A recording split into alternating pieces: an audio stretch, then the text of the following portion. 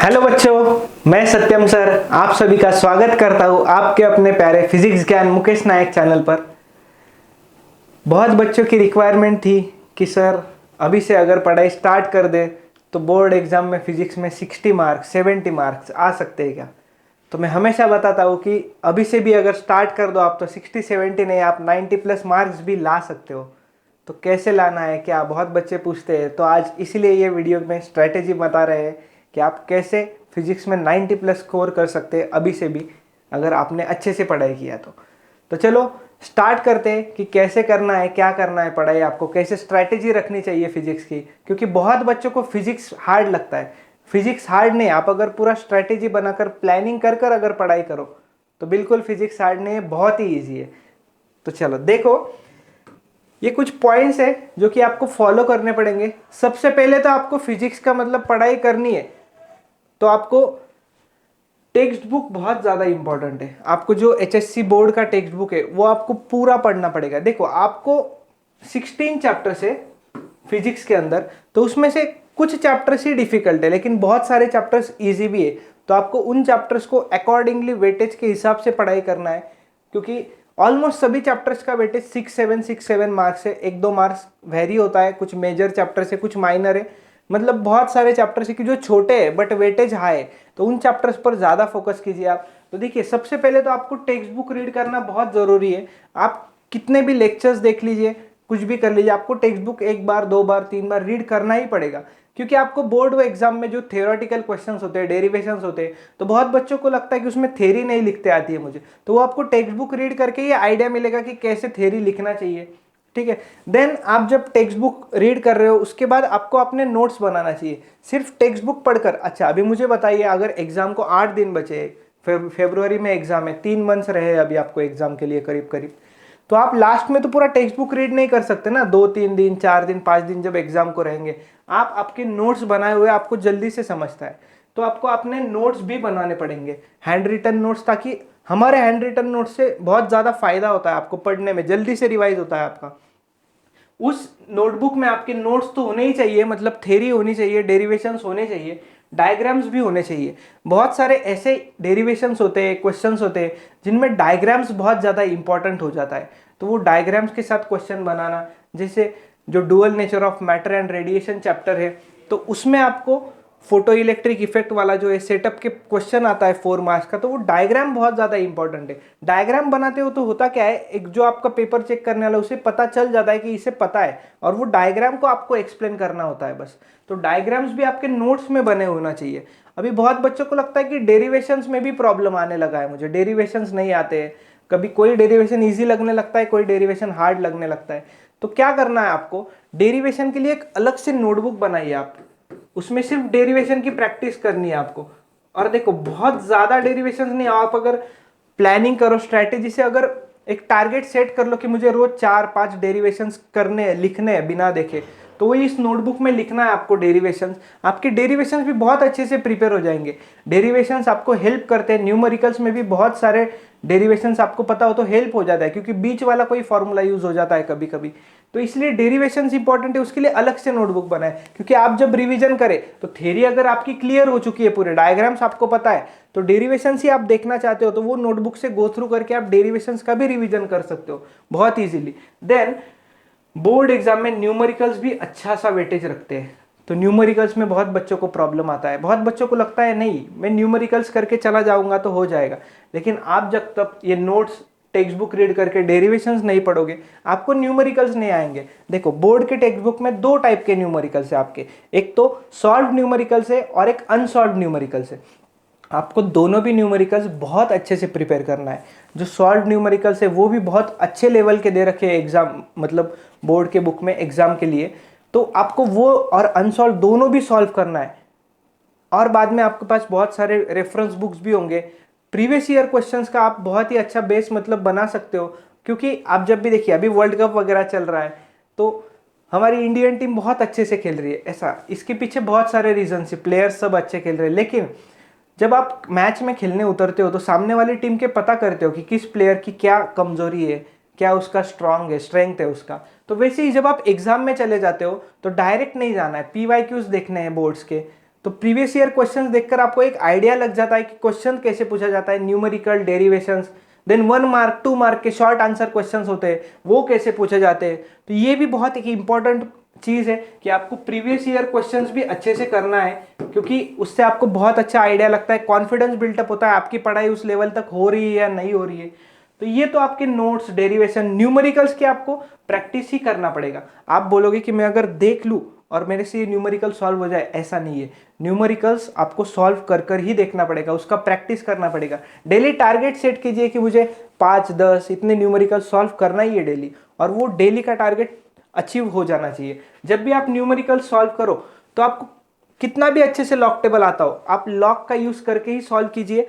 कुछ क्वेश्चंस को लॉग नहीं लगता है तो वो अलग बात है, लेकिन लॉग टेबल के कैलकुलेशन आपको एग्जाम में भी साइड में लिखना पड़ते हैं। तो आप अभी से अगर प्रैक्टिस डाल दो उसकी, तो आपका लॉग में स्पीड भी बढ़ेगा, वो आपका टाइम सेव करेगा एग्जाम में, जब आप लॉग के साथ कैलकुलेशन की प्रैक्टिस बहुत ज्यादा कर लोगे तो ये हो गया। देन यहां तक तो आपकी पढ़ाई की बात हुई। देन यहां पर सब चीजें खत्म नहीं होती है, बाद में आपको जब एग्जाम है तो एग्जाम से मैंने आपको बताया 4-5 दिन पहले आप टेक्स्ट बुक भी रीड नहीं कर सकते। और अभी मान लीजिए एक ही दिन बचा है, एग्जाम कल है आपका फिजिक्स का, फरवरी महीना चल रहा है मान लीजिए, तो आपको क्या करना है, ये आप सभी आपके नोट्स भी आप रीड नहीं कर सकते, तो शॉर्ट नोट्स बनाना है। शॉर्ट नोट्स किस लिए, क्योंकि आप शॉर्ट में रिवीजन कर पाओ। क्योंकि एक चैप्टर मान लीजिए कि मैकेनिकल प्रॉपर्टीज ऑफ फ्लूइड्स, ये चैप्टर आपका 3-4-5 बार पढ़ के हो गया है, लेकिन आप अभी बुक रीड करना नहीं चाहते क्योंकि आपको बहुत सारी चीजें पता है, तो माइंड मैप, शॉर्ट नोट्स बनाइए। मैं कुछ सैंपल्स भी लेके आया हूँ, माइंड मैप्स कैसे बना सकते हो आप, तो वैसे आप ट्राई कर सकते हो, ठीक है। तो माइंड मैप्स बनाने के लिए आप एक अलग से नोटबुक कर लीजिएगा, माइंड मैप्स और फॉर्मूलेस।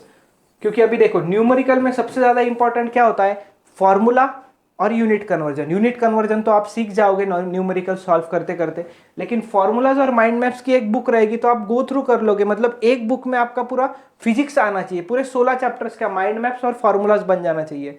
200 पेजेस की नोटबुक्स मुझे लगता है इनफ है पूरे 16 चैप्टर्स के लिए। तो माइंड मैप्स बनाइए, फॉर्मूलाज, माइंड मैप्स का तो एग्जांपल दिखाऊंगा। सबसे पहले अगर मान लीजिए mechanical properties of fluid start करो, चैप्टर का हेडिंग लिखना, माइंड मैप्स बना लेना पूरे, देन लास्ट में फॉर्मूलेज लिख लेना पूरे। हार्डली आपको 15 से 20 मिनट में आपका एक चैप्टर रिवाइज हो जाता है। मतलब जब भी एग्जाम करीब आता है ना, तो आपको ये बहुत ही यूजफुल होता है। अभी आप ये माइंड मैप्स और फॉर्मूलाज नहीं बनाए, पढ़ाई स्टार्ट की तो भी चलेगा, आप 1 महीने बाद भी माइंड मैप्स फॉर्मूलाज बनाना स्टार्ट कर दो तो आराम से हो जाएगा।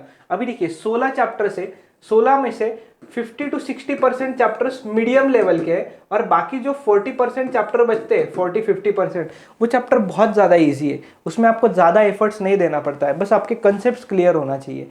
तो आप अच्छे से पढ़ाई करते रहिए, ये स्ट्रैटेजी फॉलो कीजिए आप। इसमें आपको कुछ भी डाउट वगैरह आता है तो आप टीम से कॉन्टैक्ट कीजिए।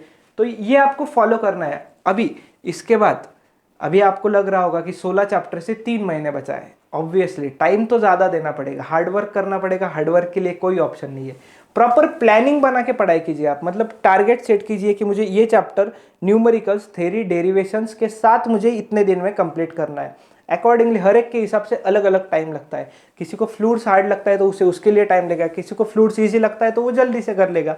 इसलिए आपके अकॉर्डिंग आप स्ट्रैटेजी बनाइए, प्लानिंग बनाइए, एक डेट सेट कीजिए, इतने डेट तक मुझे पूरा सिलेबस खत्म करना है, और जब तक वो हो जाना चाहिए, क्योंकि आपको प्रॉपर टाइम मिलना चाहिए रिविजन्स के लिए भी, क्योंकि बाकी भी बहुत सब्जेक्ट्स है, केमिस्ट्री है, मैथ्स है, बायोलॉजी है, इंग्लिश का भी आपको पढ़ाई स्टार्ट करना पड़ता है, देन सेकेंड लैंग्वेज है। तो इसीलिए एक प्रॉपर प्लानिंग बनाइए, हर एक सब्जेक्ट के लिए टाइम डिवाइड कर दीजिए। बहुत बच्चों को लगता है कि फिजिक्स बहुत हार्ड है, मेरे से नहीं होगा, ऐसा नहीं है। आप थोड़ा सा इंटरेस्ट लेकर, स्टार्टिंग में हार्ड जाएगा आपको, लेकिन एक बार इंटरेस्ट डेवलप हो गया तो बस बात खत्म है। आप 90+ स्कोर तो इजीली कर सकते हो। न्यूमेरिकल्स कितने प्रैक्टिस करना चाहिए, न्यूमेरिकल्स आप जितने प्रैक्टिस करो उतने कम है, बट ऑन एन एवरेज एक चैप्टर पर आप करीब करीब 50 न्यूमेरिकल्स, 40-50 न्यूमेरिकल्स ट्राई कीजिए, सॉल्व कीजिए अपने आप पर, आपको एक कॉन्फिडेंस बिल्टअप हो जाएगा और एग्जाम में न्यूमेरिकल सॉल्व करने से कोई नहीं रोकेगा। और जब भी आप नोट्स बना रहे हो न्यूमेरिकल्स, तो हर एक चीज़ आपको जो लगता है कि ये चीज़ मुझे याद नहीं रहेगा, वो हर एक चीज़ उसके अंदर होना चाहिए। देन ये तो 6 चीज़ें हो गई। इसके बाद एक सबसे इंपॉर्टेंट चीज़ होती है जो कि होती है रिविजन। क्योंकि बहुत बच्चों को लगता है, मतलब पहले आपने अगर अभी 12th की पढ़ाई स्टार्ट कर दी तो आपको लग रहा होगा कि मैंने ये पढ़ रखा था यार, लेकिन मुझे अभी ये याद नहीं आ रहा है। तो याद नहीं आ रहा है तो क्या करूँ अभी मैं इसके लिए, तो रिवीजन इंपॉर्टेंट है। क्योंकि अभी आपको 3 महीने तक, अभी अगर मान लो आप रोटेशनल डायनामिक्स से स्टार्ट कर रहे हो तो आपको वो चैप्टर आज पढ़ के डायरेक्ट एग्जाम में याद नहीं आएगा, तब आपको कंटिन्यूअस रिविजन्स करना पड़ेंगे। वो रिविजन्स के लिए मैंने स्ट्रैटेजी बताई आपको, माइंड मैप्स, फॉर्मूलाज, ये आप बना सकते हो। चैप्टर आपका पूरा खत्म, आपको लग रहा है अभी मुझे इस चैप्टर में कोई डाउट नहीं है, फिर उसके बाद आप माइंड मैप्स और फॉर्मूला बनाना। नहीं तो बच्चे क्या करते हैं, अच्छा बैठ गए अभी बुक पढ़ रहे हैं, डेफिनेशन हाँ माइंड मैप्स में लिख दिया, ऐसा नहीं करना है। पूरा चैप्टर कंप्लीट खत्म होने के बाद ही आपको इस पर माइंड मैप्स और फॉर्मूलाज पर आना है। आप देखिए 2-3 चैप्टर के लिए ये बहुत ज़्यादा इफेक्टिवली वर्क करेगा आपके लिए, क्योंकि आपको बहुत दिन तक याद रखना है ना, ये 3 महीने तक याद रखना है। देन जो लोग सीईटी दे रहे हैं, सीईटी के लिए तो और आगे 2-3 महीने याद रखना है। तो रिविजन बहुत ज़्यादा इंपॉर्टेंट है, और रिविजन कैसे करना है ये आपको पता है। मैंने आपको लास्ट सीईटी वाले वीडियो में आप देख सकते हो, मैंने सीईटी के 5 मंथ स्ट्रैटेजी वाले वीडियो में आपको बता रखा है रिवीजन कैसे करना है। वो स्ट्रैटेजी आप इधर भी फॉलो कर सकते हो, वो ऑल ओवर एप्लीकेबल है, ठीक है। तो इस तरह से आप प्रोसीड कीजिएगा, आपको बिल्कुल भी प्रॉब्लम नहीं आएगा। और जहाँ प्रॉब्लम आता है आप टीम से कांटेक्ट कीजिएगा, कुछ डाउट हो तो पूछ लीजिएगा। चलो आपको मैं माइंड मैप्स के कुछ सैंपल्स लेके आया था कि आप कैसे कर सकते हो माइंड मैप्स।